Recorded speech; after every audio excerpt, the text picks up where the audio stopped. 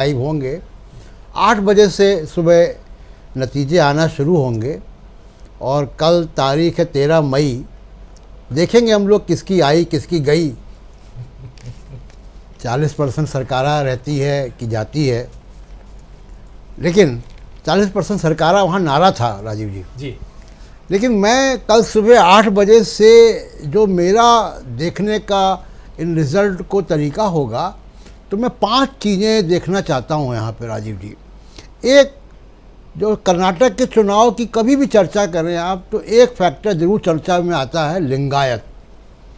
लिंगायत इस बार मिस्ट्री है, रहस्य है कि वो कहाँ जा रहे हैं, क्योंकि ट्रेडिशनली दशकों से लिंगायत, जब से बीजेपी कर्नाटक में गई है, अनंत कुमार के ज़माने से मैं बात कर रहा हूँ, तो लिंगायत वोट जो है बीजेपी के साथ रहा है।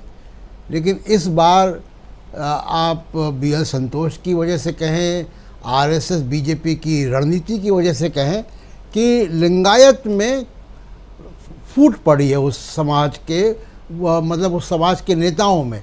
तो 2 बड़े लिंगायत नेता जो हैं वो जगदीश शेट्टार और लक्ष्मण सवदी कांग्रेस में बीजेपी छोड़ कर आए, क्योंकि उनके टिकट काटे गए। तो टिकट काटे गए तब वो आए, तो टिकट काटे गए इसका मतलब है कि कहीं केंद्रीय रणनीति है लिंगायत को किनारे करने की। और लिंगायत समाज ने अपील भी जारी की, चाहे उसमें वीर शैव लिंगायत हों या फिर वो पंचमशाली लिंगायत हों। तो मेरी दिलचस्पी होगी कि लिंगायत वोट जो है वो कैसे जा रहा है, क्योंकि जो इडीना का सर्वे हम लोगों ने दिखाया था राजीव जी, उसमें ये कहा गया था कि लिंगायत का एक बड़ा हिस्सा इस बार कांग्रेस की तरफ भी आएगा। तो ये देखना होगा वहाँ पे कल जब 8 बजे के बाद EVM खुलेगी तो क्या होगा, क्योंकि येदियुरप्पा रिटायर हो चुके हैं। लिंगायत नेता बोम्मई भी हैं, लेकिन बोम्मई साहब बहुत ही हाशिए पर हैं, 40% का टैग उनके ऊपर लग गया है। तो देखना होगा, क्योंकि ये 100 सीटों पर प्रभावित करते हैं चुनाव। और सबसे बड़ी बात, पिछली बार आप लोग याद कीजिए लोकसभा के चुनाव में जो आप बात कर रहे हैं कि दिल्ली की राजनीति की संदेश क्या होगा, तो 28 में से 24 सीटें बीजेपी को आ गई थी पिछली बार। अगर लिंगायत शिफ्ट होता है तो बीजेपी की वहाँ के दिल्ली की जो यात्रा है उसमें बाधा आएगी। दूसरा फैक्टर होगा, पॉइंट नंबर 2, कि 90 शहरी सीटें हैं और शहरी सीटों में माना जाता है कि बीजेपी का प्रभाव ज़्यादा है, लेकिन आंकड़े कुछ और कहते हैं। और आंकड़े ये कहते हैं कि 2021 के जब लोकल बॉडीज़ के चुनाव हुए तो कांग्रेस ने बहुत ज़बरदस्त तरीके से कमबैक किया था अर्बन बॉडीज़ में, सिविक बॉडीज़ में, और बीजेपी को बहुत पीछे छोड़ा था।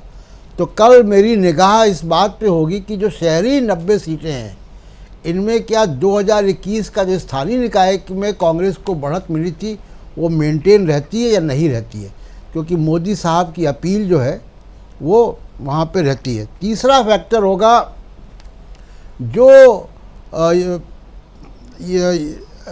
अहिंदा जो है, सामाजिक अहिंदा पे, कि 70% लगभग समाज को करता है, प्रभावित करता है। जी, मैं कहूँगा कि थोड़ा इसको और डिस्क्राइब कर दीजिए, कई साथी जो नहीं जानते हैं अहिंदा को। जी, तो ये अहिंदा देवराज अरस के ज़माने से बना हुआ था और इसको सिद्धारमैया ने काफ़ी इसको पकड़ा है।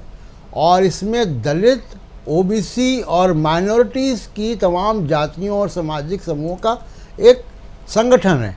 और इस तरीके के कई सारे जो फॉर्मूले हैं, जैसे मान लीजिए कि किसी ज़माने में चौधरी चरण सिंह ने अजगर बनाया था, अहीर जाट मुस्लिम मिला के, माइनॉरिटीज़ मिला के, या गुजरात में खाम के नाम से भी जाना जाता है कि कैसे वो दलित और आदिवासी और तमाम जातियों को मिला के एक खाम कॉम्बिनेशन बना था। वैसे ये अहिंदा है। तो देखना होगा कि ये अहिंदा क्या नरेंद्र मोदी के नैरेटिव पे भारी पड़ा है, क्या नरेंद्र मोदी का नैरेटिव वहाँ चला है, जो पोलराइज पॉलिटिक्स वहाँ पे गई है, क्योंकि मोदी साहब ने स्थानीय मुद्दे नहीं उठाए। तो ये देखना होगा कि स्थानीय मुद्दे और अहिंदा का जो कॉम्बिनेशन है ये कांग्रेस के लिए क्या करता है और मोदी जी का जो हनुमान या मुझे इतनी गालियां दी या विक्टिम होट का कार्ड वहाँ चलता है। तो और चौथा होगा मेरा जो देखने का नज़रिया कल के 8 बजे के बाद के चुनाव का, कि 74 ऐसी सीटें हैं राजीव जी जहाँ पे 10,000 से कम हार जीत हुई है, और इसमें अधिकांश सीटें यानी 37 सीटें 74 में कांग्रेस ने जीती थी पिछली बार। तो कांग्रेस ज़्यादा रिस्क में है यहाँ पे, और बीजेपी की 27 थी, जेडीएस की 10 थी। तो ये 74 सीटें हैं जहाँ पे 10,000 से कम में हार जीत हुई है। और पांचवा और बहुत इम्पॉर्टेंट है, जिसका नेशनल पॉलिटिक्स में बहुत इम्पैक्ट पड़ने वाला है, अगर कर्नाटक से संदेश आता है कि माइनॉरिटीज़ वोट क्या कांग्रेस के पास कंसोलिडेट हो रहा है कांग्रेस के पक्ष में, और जेडीएस से निकलकर या जो एसडीपीआई जैसी कुछ पार्टियां हैं वहाँ पे उनसे निकलकर कांग्रेस की तरफ जा रहा है। अगर ये संकेत मिलता है तो इसका नॉर्थ इंडिया की या रेस्ट ऑफ इंडिया की पॉलिटिक्स में बहुत ज़्यादा असर होगा, क्योंकि करीब करीब 125 लोकसभा सीटों में 15% से ऊपर मुस्लिम पॉपुलेशन, मुस्लिम वोटर है, और वो किसी भी सामाजिक समूह के साथ मिलकर एक कॉम्बिनेशन बनाता है। और जाहिर सी बात है कि ये जो वोट है इसमें बीजेपी की 1-2% भी घुसपैठ नहीं है जी। तो ये बंटता है वोट, तभी बीजेपी को सीटें ज़्यादा मिलती हैं लोकसभा में, ये देखना होगा कल। तो ये 5 फैक्टर मैं देखूंगा कल सुबह 8 बजे से कि ये किधर जा रहा है, और इसी का इम्पैक्ट पड़ेगा नेशनल पॉलिटिक्स में, यानी कर्नाटक से कितनी सीटें लोकसभा में आएंगी बीजेपी को या कितनी कांग्रेस को, और वहाँ से क्या संदेश निकल रहा है, क्या मोदी जी का करिश्मा कायम है या मोदी जी के करिश्मा में डेंट लग गया है। अगर मोदी जी के करिश्मा में डेंट लगता है तो ये नेशनल पॉलिटिक्स के लिए इम्पॉर्टेंट बात होगी। और अंत में राजीव जी एक भविष्यवाणी भी कर दूं, एग्ज़िट पोल वगैरह तो हैं, अगर मोदी जी का करिश्मा वहाँ चलता है तो कांग्रेस सिंगल लार्जेस्ट पार्टी होगी, लेकिन शायद पूर्ण बहुमत ना हो। अगर नहीं चलता है तो कांग्रेस का पूर्ण बहुमत होगा, तो ये और बहुत स्वीपिंग विक्ट्री होगी। और दोनों ही सिनेरियो में, यानी मोदी जी का करिश्मा चलता है या एंटी इनकम्बेंसी वो कम कर पाते हैं या नहीं कम कर पाते हैं, अगर वो मोदी जी का करिश्मा वहाँ चलता है कर्नाटक में या नहीं चलता है, दोनों ही सूरत में बीजेपी सिंगल लार्जेस्ट पार्टी शायद ना हो। जी राजीव जी, ये 2 बहुत ही महत्वपूर्ण बातें आप रख रहे हैं। हालांकि तमाम जो 5